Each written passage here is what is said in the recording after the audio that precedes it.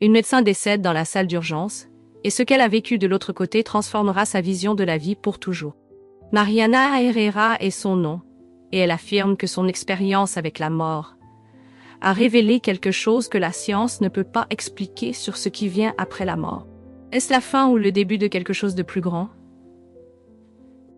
Ce que Jésus lui a montré laissera tout le monde sans voix. Restez jusqu'à la fin, car ce récit pourrait changer votre destin. Je suis Herrera, et aujourd'hui, après tout ce que j'ai vécu, je sais que la mort n'est pas la fin, mais seulement le commencement. Je n'aurais jamais imaginé que ma vie changerait pour toujours.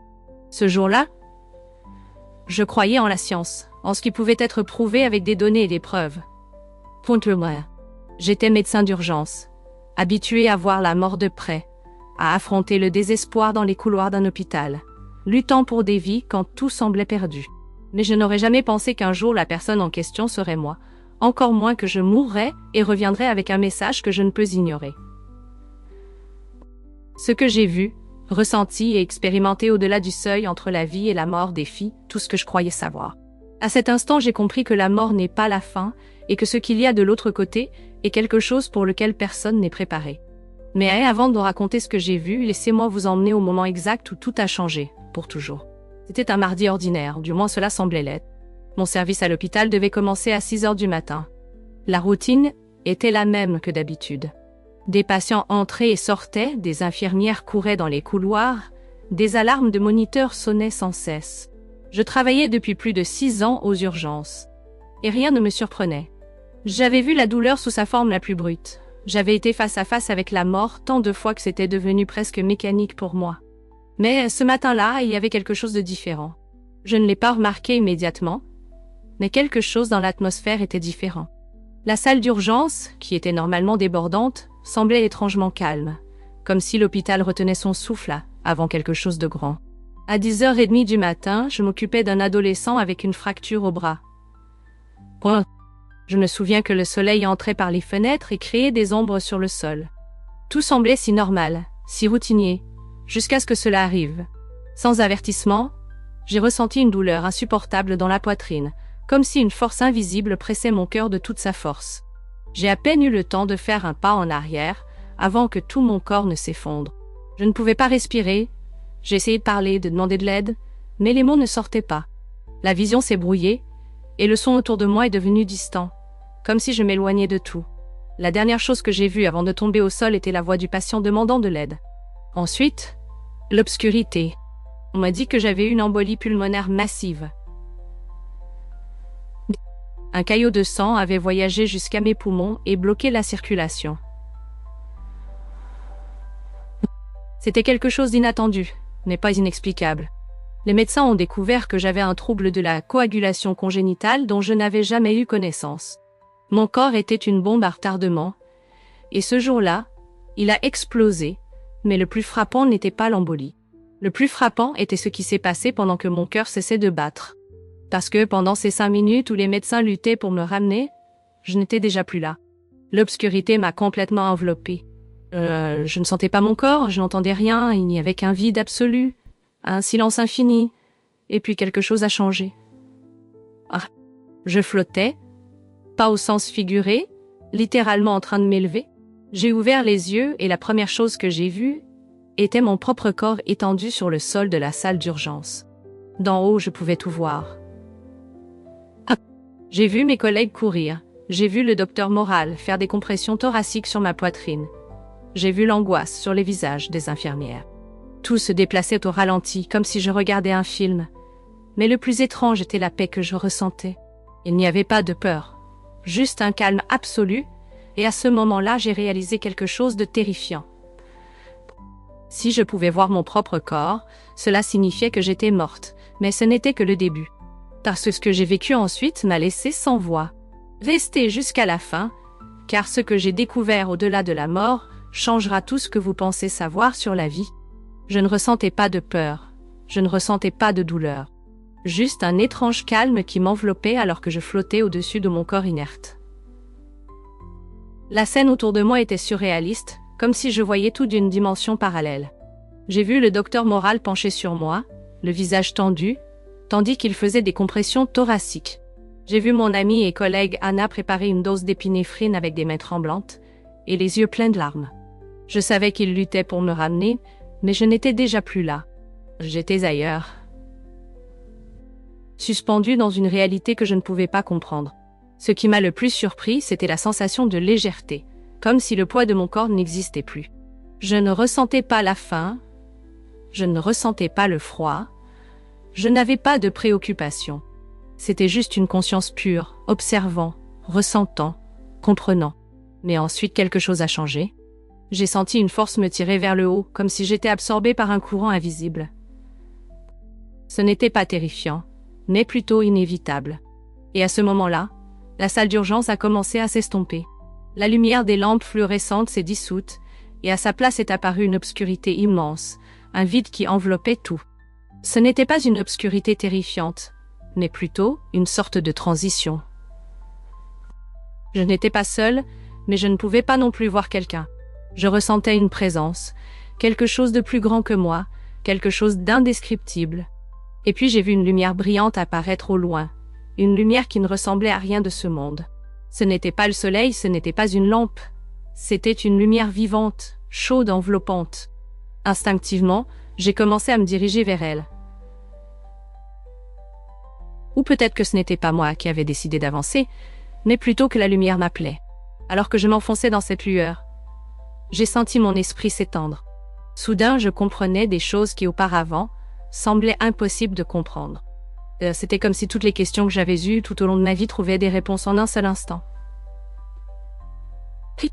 L'existence, le but, la connexion entre toutes les choses, tout avait un sens. Et puis, j'ai franchi le seuil. Ce que j'ai vu de l'autre côté défie toute logique. Ce n'était pas un lieu physique, mais ce n'était pas non plus le vide. C'était une dimension complètement différente, remplie de couleurs que je n'avais jamais vues auparavant. De sons qui n'étaient pas des sons au sens traditionnel, mais plutôt des vibrations qui se ressentaient dans l'âme. L'air était imprégné d'une harmonie si parfaite que des larmes invisibles ont parcouru mon être. Et puis une figure est apparue devant moi. Je n'ai pas marché vers elle, mais d'une manière ou d'une autre, j'ai immédiatement su qui c'était. C'était Jésus. Pas comme je l'avais vu dans les peintures ou les sculptures. Pas comme je l'imaginais dans les histoires de mon enfance. Sa présence était majestueuse et familière à la fois. Sa lumière était plus brillante que celle de n'importe quelle étoile, mais je pouvais le regarder sans ressentir de douleur dans les yeux. Son énergie était un amour pur, une compréhension infinie, et dans son regard j'ai senti qu'il connaissait chaque partie de moi. Chaque pensée, chaque doute, chaque peur, chaque erreur.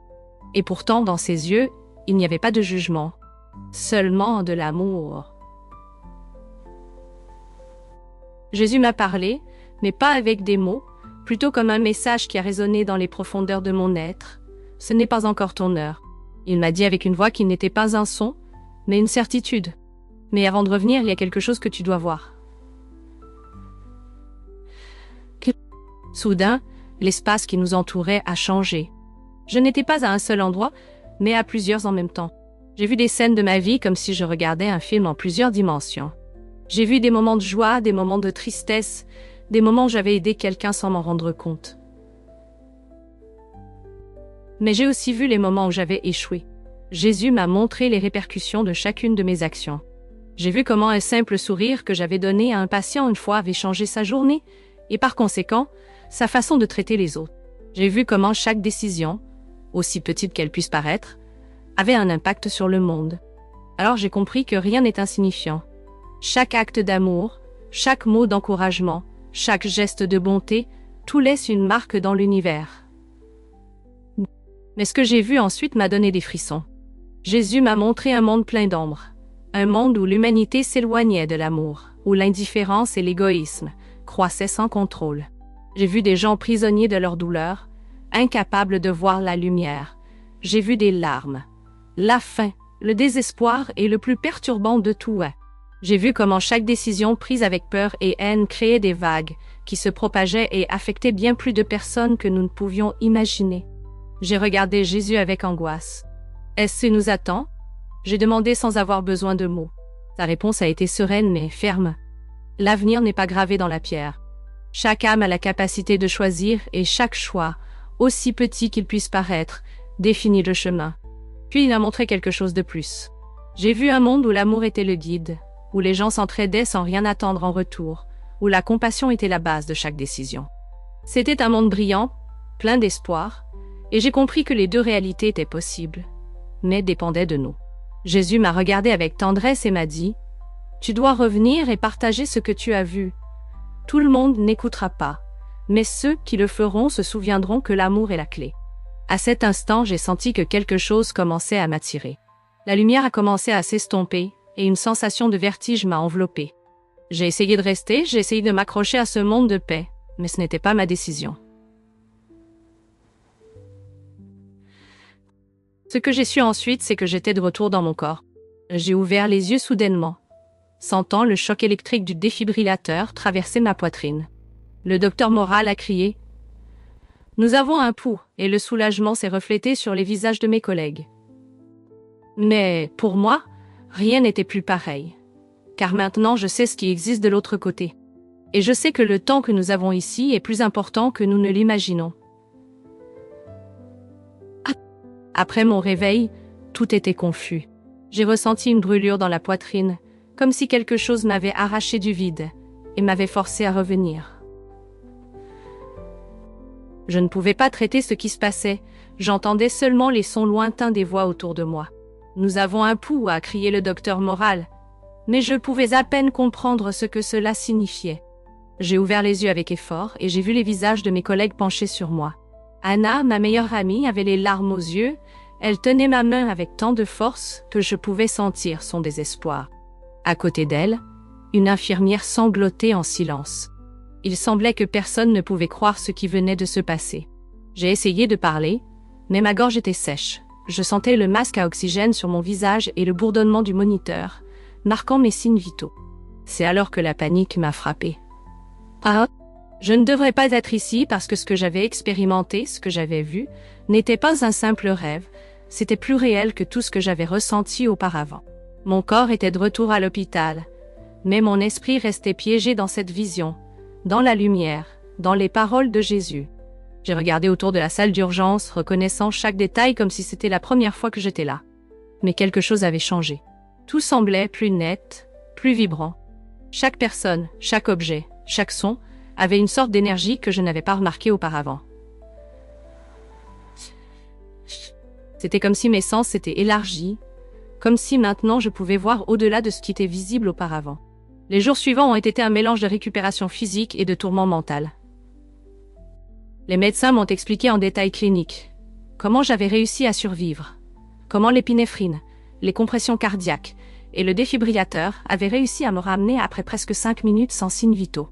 Ils ont parlé d'hypothèses neurologiques, de possibles hallucinations causées par le manque d'oxygène dans le cerveau.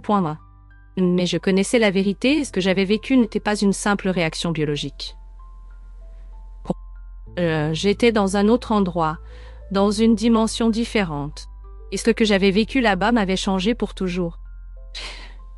J'ai essayé de raconter, j'ai essayé d'expliquer ce que j'avais vu. Mais chaque fois que j'ouvrais la bouche, je voyais l'incrédulité sur leur visage. Anna a été la seule à ne pas me regarder comme si j'étais délirante. Elle n'a rien dit. Elle a juste hoché la tête comme si au fond une partie d'elle croyait en mes paroles. Mais comment expliquer quelque chose qui n'a pas de comparaison dans ce monde? Comment décrire un endroit où le temps et l'espace n'existent pas comme nous les connaissons? Comment faire comprendre à quelqu'un ce que c'est que d'être en présence de Jésus et de recevoir un message qu'on ne peut ignorer? J'ai passé des nuits entières à me remémorer chaque détail dans mon esprit, me demandant ce que je devais faire. Jésus m'a montré des visions de l'humanité, d'un avenir qui dépendait des décisions que nous prenons chaque jour. Il m'a dit que l'amour était la clé, que chaque acte, chaque mot, chaque choix avait un impact plus grand que nous ne l'imaginons. Mais comment transmettre cela dans un monde où la haine et l'indifférence semblent croître chaque jour? C'est alors que quelque chose s'est produit qui m'a sorti de mes pensées. Lors de ma 2e nuit à l'hôpital, après mon réveil, je n'ai pas pu dormir. Je regardais par la fenêtre, voyant les lumières de la ville scintiller au loin.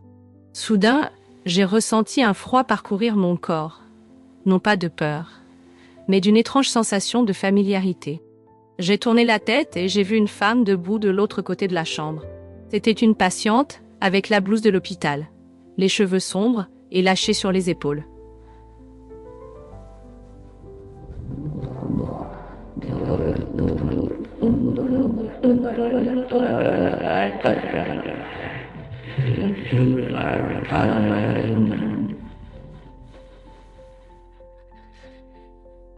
Mais il y avait quelque chose en elle qui semblait différent.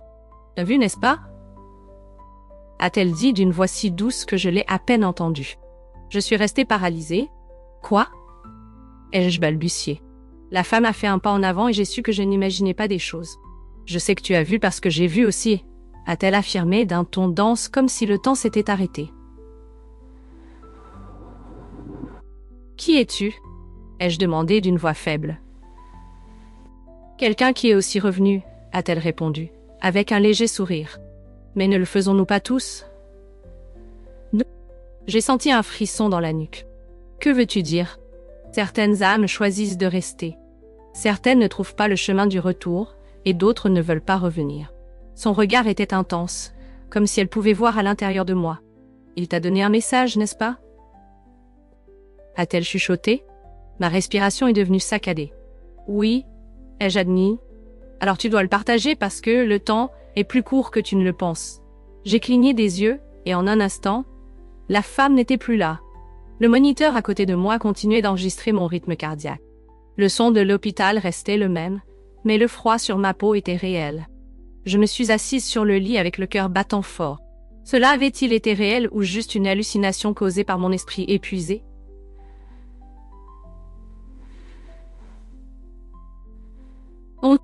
Mais au fond de moi je connaissais la réponse. Cette femme avait été là, et ce qu'elle m'avait dit ne pouvait être ignoré. J'ai passé le reste de la nuit sans pouvoir dormir. Je ne pouvais pas arrêter de penser à cette femme, à ses paroles, à la façon dont elle m'avait regardée. C'était comme si elle savait exactement ce que j'avais vu, comme si elle avait aussi été là dans cet endroit de lumière et de vérité. Je me suis répété plusieurs fois que peut-être tout cela n'avait été qu'une hallucination, un produit de mon esprit en récupération. Mais quelque chose en moi indiquait que ce n'était pas le cas. Le lendemain matin, j'ai décidé de la chercher. Je me suis levée du lit avec difficulté et j'ai demandé les registres des patients de la nuit précédente.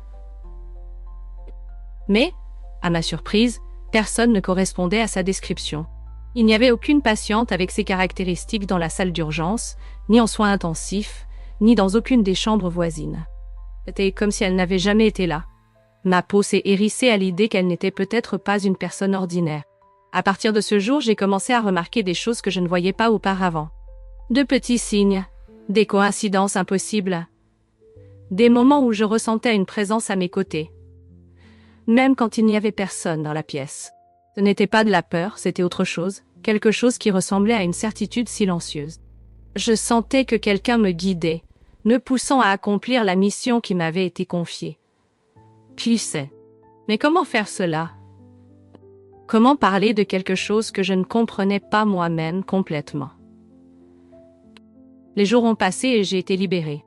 Je suis rentrée chez moi avec le corps rétabli, mais l'âme en conflit. Au conflit, je me suis survenu de corps neuronal de un deux, la censure sur garçon, de sumo, 30 heures. Mon conflit. J'avais été sauvée, mais une partie de moi sentait que j'avais laissé quelque chose derrière. Quelque chose que je ne comprenais pas encore complètement. J'ai essayé de revenir à ma routine, mais rien n'était pareil. Chaque fois que j'entrais à l'hôpital, je me souvenais du moment exact où mon cœur avait cessé de battre. Chaque fois que je regardais un patient en état critique, je pensais à ce qui les attendait de l'autre côté. Et chaque fois que je voyais quelqu'un accroché à la peur de la mort, je ressentais le besoin de dire que la mort n'était pas la fin. Mais qui me croirait? C'est Anna qui m'a donné la réponse. Un après-midi, après le service, nous nous sommes assises à la cafétéria de l'hôpital. Elle m'a regardé fixement, avant de parler. « Depuis que tu es revenue, tu n'es plus la même », a-t-elle dit sans détour.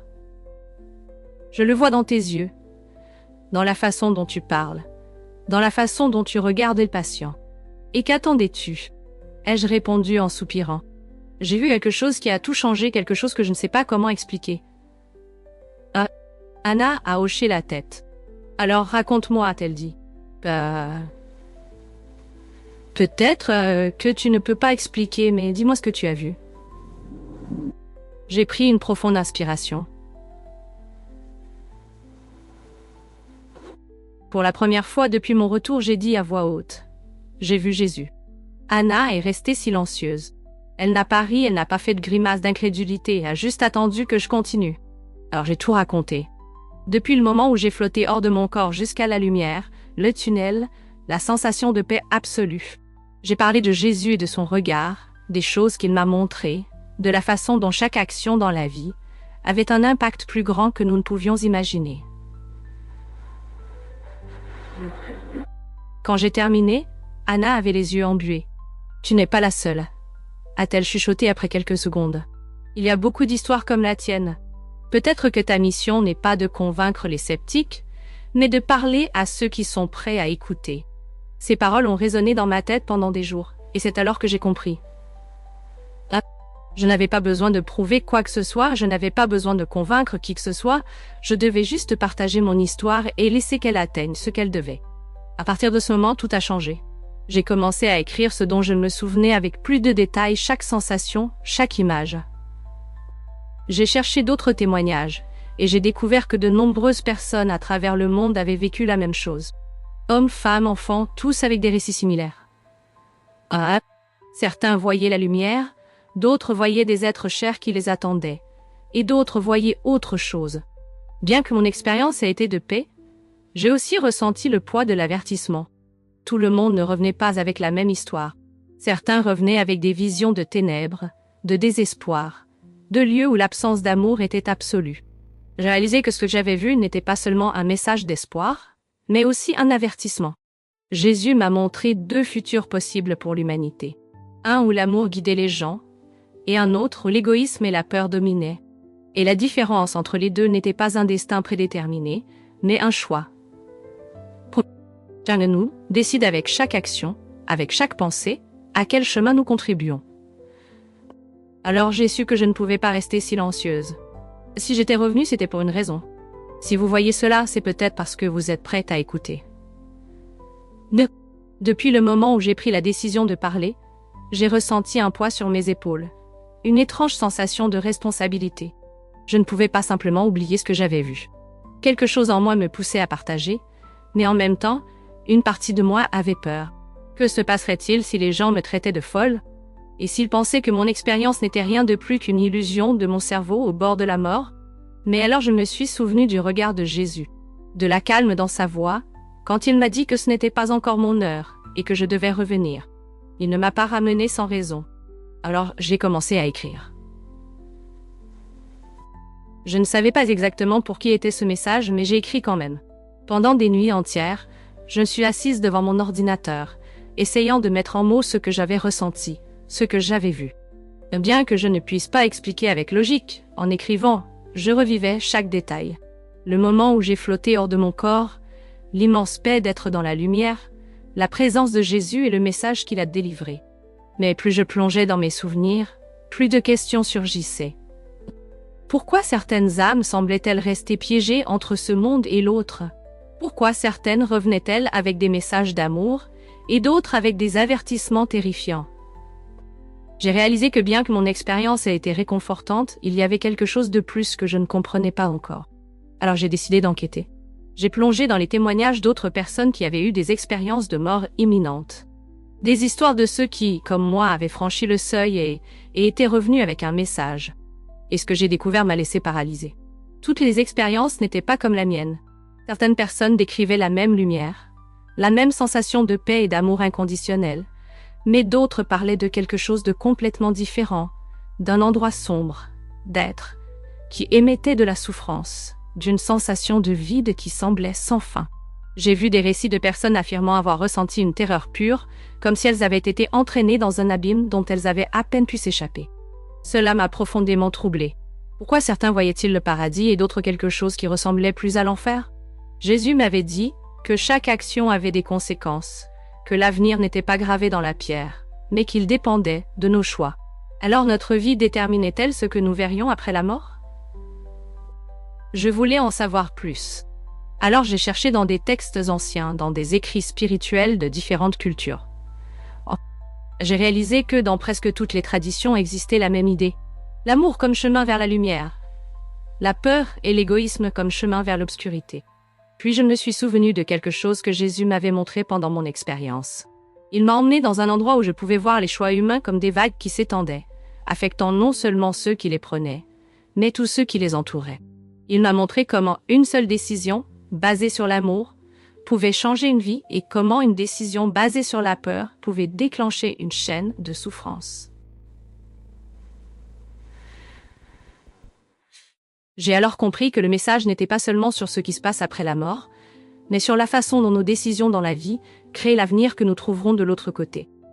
C'est à ce moment-là que j'ai pris la véritable décision. Il ne suffisait pas d'écrire ce que j'avais vécu. Je devais partager. Je devais faire en sorte que ce message atteigne plus de personnes. La première étape a été de le dire à ma famille. J'avais peur qu'ils me regardent avec incrédulité, qu'ils pensent que tout cela était le produit de mon esprit en récupération. Mais, à ma surprise, quand je leur ai parlé de ce que j'avais vu, de ce que j'avais ressenti, des paroles de Jésus, ils sont restés silencieux. Il n'y avait pas de scepticisme dans leurs yeux, seulement de la stupéfaction. Ma mère a été la première à parler, avec une voix tremblante, elle m'a dit. « J'ai toujours cru qu'il y avait quelque chose après la mort, mais ce que tu dis rend cela encore plus réel. » Mon père, un homme qui parlait rarement de spiritualité, a hoché la tête en silence. J'ai alors compris que ce message faisait déjà son travail. Mais il ne pouvait pas rester seulement dans mon cercle proche. Alors j'ai parlé à plus de gens.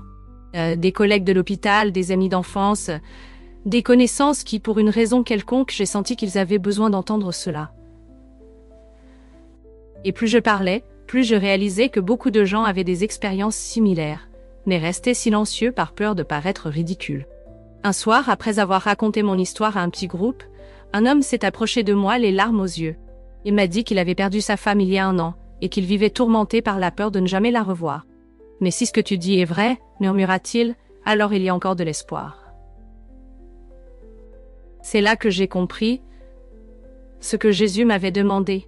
Il ne s'agissait pas de convaincre qui que ce soit. Il ne s'agissait pas d'imposer une vérité.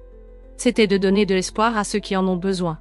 C'était de rappeler aux gens que la mort n'est pas la fin, que chaque action compte, que l'amour est la clé de ce qui vient après. Et puis j'ai compris la dernière partie du message. Jésus n'a pas seulement montré ce qu'il y a après la mort. Il m'a montré ce que nous pouvons encore faire tant que nous sommes ici. Il m'a montré que chaque vie a un but, et que chaque personne a la capacité d'éclairer le monde avec ses décisions. Depuis ce jour, j'ai cessé de craindre la mort, car je sais ce qu'il y a de l'autre côté. Et je sais que ce qui compte vraiment, c'est l'amour. Depuis le jour où j'ai décidé de partager mon histoire, ma vie a changé pour toujours. Avant mon expérience de mort imminente, j'avais l'habitude de m'inquiéter pour des choses qui me semblent maintenant insignifiantes. Je m'angoissais pour l'avenir, pour ce que les autres diraient, pour le stress du travail, pour les problèmes quotidiens, qui d'une manière ou d'une autre semblaient toujours plus grands qu'ils ne l'étaient réellement. Mais après avoir vu ce que j'ai vu, après avoir ressenti la paix absolue de cet endroit, après avoir entendu les paroles de Jésus et compris l'ampleur de nos choix, j'ai compris que la vie sur Terre n'est qu'une partie de quelque chose de bien plus grand. Et cela ne signifie pas que les problèmes disparaissent, mais que notre perspective change. Ce qui semblait insupportable auparavant n'est maintenant qu'un petit chapitre d'une histoire infinie. Ce qui semblait injuste auparavant a maintenant un but que nous ne pouvons peut-être pas comprendre immédiatement. Et le plus important, ce que nous faisons ici laisse une marque qui va bien au-delà de notre existence terrestre. Depuis lors, ma mission a été de partager ce message.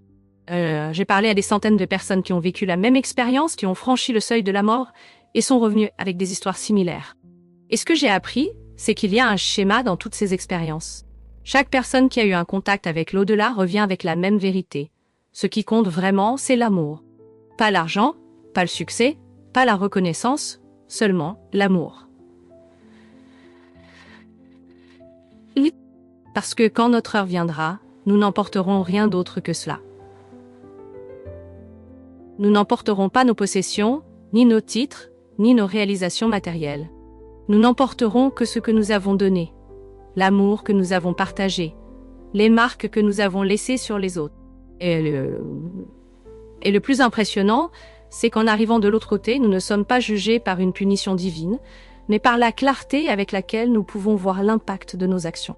Je me souviens de quand Jésus m'a montré comment chaque petite décision crée des vagues qui affectent ceux qui nous entourent, à ce moment-là, et comment un simple geste de bonté peut changer la vie d'une personne. Comment un mot d'encouragement peut empêcher quelqu'un d'abandonner. Comment un acte d'amour peut avoir des conséquences qui s'étendent sur des générations. Mais j'ai aussi vu le contraire. J'ai vu la douleur que nous causons avec nos paroles et nos actions lorsque nous agissons à partir de la peur, de l'égoïsme ou de l'indifférence. J'ai vu comment le manque d'espoir se propage lorsque nous choisissons d'ignorer la souffrance des autres, et j'ai compris qu'à chaque jour, à chaque instant, nous choisissons entre deux chemins, le chemin de l'amour et le chemin de la peur. Depuis que je suis revenue, j'essaie de choisir l'amour dans tout ce que je fais. Cela ne signifie pas que je suis parfaite. Cela ne signifie pas que je ne fais jamais d'erreur. Mais chaque jour en me réveillant, je me souviens des paroles de Jésus. Chaque choix compte. Et avec cette phrase en tête, je fais de mon mieux pour vivre avec un but, pour traiter les autres avec compassion, pour laisser une marque positive dans ce monde. Je sais qu'il y a beaucoup de gens qui craignent la mort. Je sais qu'il y a ceux qui vivent avec de l'anxiété, avec la peur de l'inconnu, avec l'incertitude de ce qui se passera lorsque leur temps sur cette terre prendra fin. Mais je veux que vous écoutiez cela attentivement. La mort n'est pas la fin, il n'y a rien à craindre. Ce qu'il y a de l'autre côté est plus beau que nous ne pouvons l'imaginer. Et si vous êtes arrivé jusqu'ici, si ces mots ont résonné en vous, ce n'est peut-être pas une coïncidence. Peut-être, comme cette femme m'a dit cette nuit-là à l'hôpital, le temps est plus court que nous le pensons. Peut-être est-il temps de commencer à vivre avec plus d'amour, de pardonner plus rapidement, de laisser tomber la rancune, de valoriser davantage ceux qui nous entourent. Peut-être est-il temps de se rappeler que chaque action compte, que chaque mot laisse une marque, que chaque personne que nous rencontrons sur notre chemin est là pour une raison. Jésus m'a permis de revenir pour partager cela, et maintenant ce message est le vôtre. Faites-en ce que vous voulez. Mais si quelque chose en vous a senti que c'est vrai, si à un moment de cette histoire votre cœur a accéléré, si quelque chose en vous sait qu'il y a plus que ce que nous pouvons voir, alors ignorez-le. Parce que l'amour est la clé, parce que l'amour ne meurt jamais. Je suis Mariana Herrera. Et aujourd'hui, après tout ce que j'ai vécu, je sais que la mort n'est pas la fin, c'est juste le début. Si cette histoire a résonné en vous, je veux vous inviter à la partager, à aimer cette vidéo, à commenter quelle partie vous a le plus impacté et à vous abonner pour ne pas manquer d'autres récits comme celui-ci. Parce qu'à chaque fois que nous partageons ces histoires, nous aidons plus de gens à trouver l'espoir, la paix et le but dans leur propre vie. La mort n'est pas la fin. C'est juste le début.